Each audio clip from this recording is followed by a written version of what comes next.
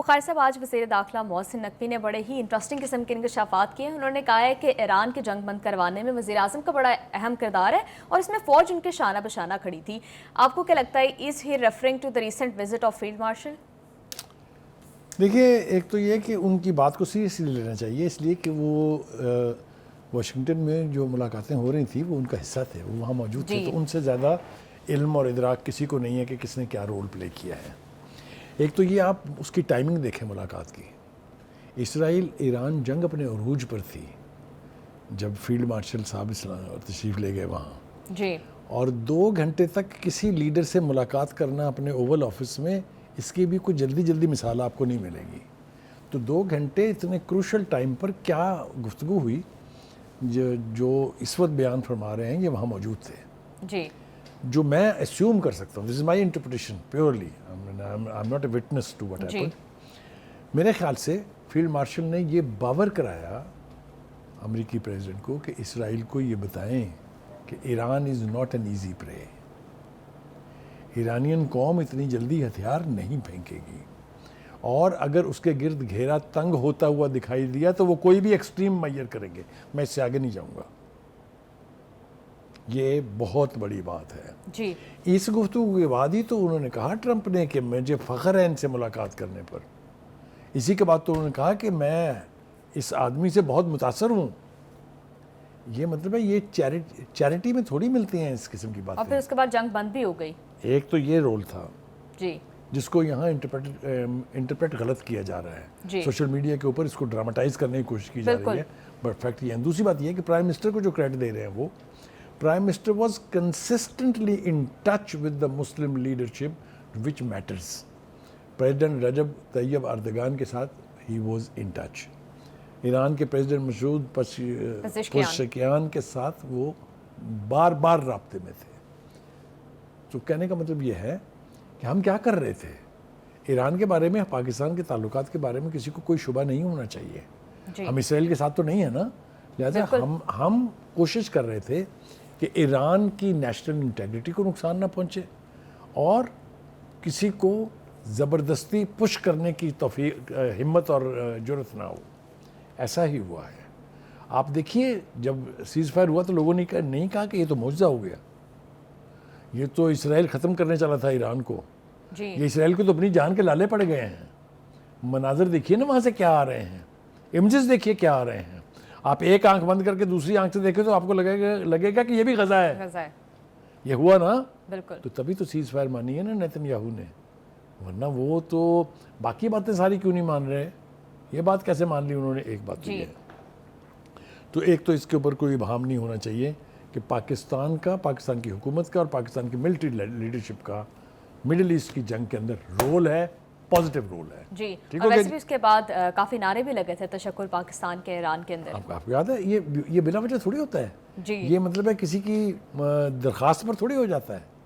Any way, having said that, تو دوسری اہم بات جو انہوں نے اپنی اس پریسر میں کی وہ تھی کہ جو جنگ ہوئی بھارت کے ساتھ، اس میں کیا کیا صورتحال کا سامنا کرنا پڑا، کیا کیا فیصلے کرنے پڑے، کہاں کہاں غیبی مدد بھی آئی۔ تو انہوں نے پاکستان کی فوجی مہارت کو خراج تحسین پیش کیا اور فوجی لیڈرشپ کو بھی۔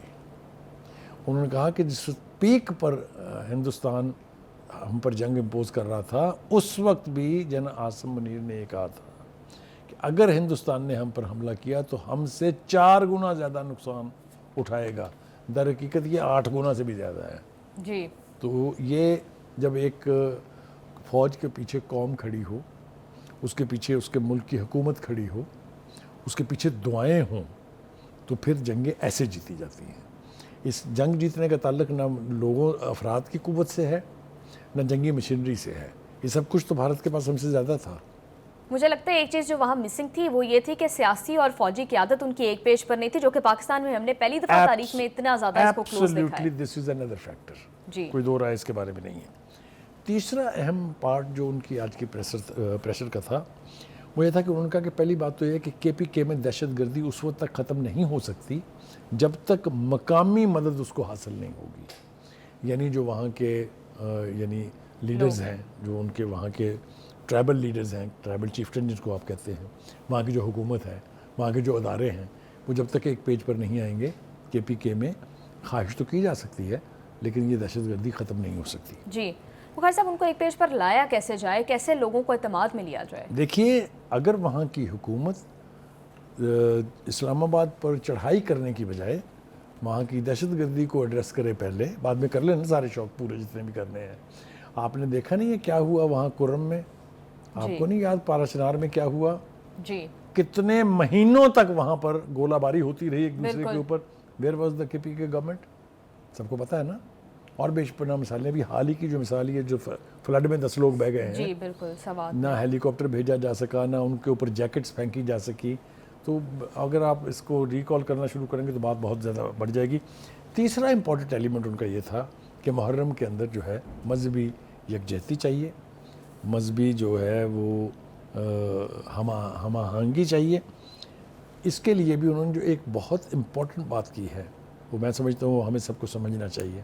ان کا حسین کسی ایک فرقے کی ملکیت نہیں ہے. I think this is the best thing sad.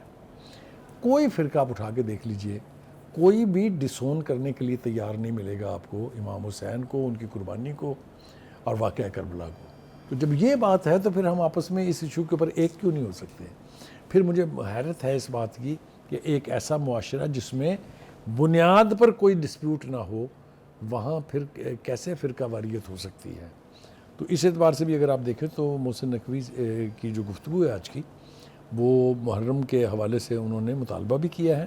ان کی خواہش بھی یہی ہے کہ اس کو آسن طریقے سے سر انجام پانا چاہیے. اس حوالے سے کوئی یعنی فرقہ واریت جو ہے اس کا مظاہرہ کرنے سے گریز کرنا چاہیے. وہ انٹیریئر منسٹر ہیں، اس لیے ان کا بہت بڑا کنسرن ہے یہ کہ پورے ملک میں عاشورہ جو ہے وہ خیر خیریت سے ہو جائے، اور اب تک اللہ کے فضل سے وہ اپنے مقصد میں کامیاب ہیں. اللہ کرے کہ یہ عاشورہ محرم تک ہر چیز خیر خیریت سے ہو جائے. جی بخاری صاحب بالکل ٹھیک کہہ رہے ہیں. محرم الحرام کے مہینے کا آغاز ہو چکا ہے. تمام مسلمانوں کو چاہے آپ کا تعلق کسی بھی مسلک سے ہے، محرم کا احترام کریں. اور سیکٹیرین ڈیوائیڈ ہمیشہ سے ہمارے ملک کا ایک بہت بڑا مسئلہ رہا ہے، اس کو اب ختم ہونا چاہیے.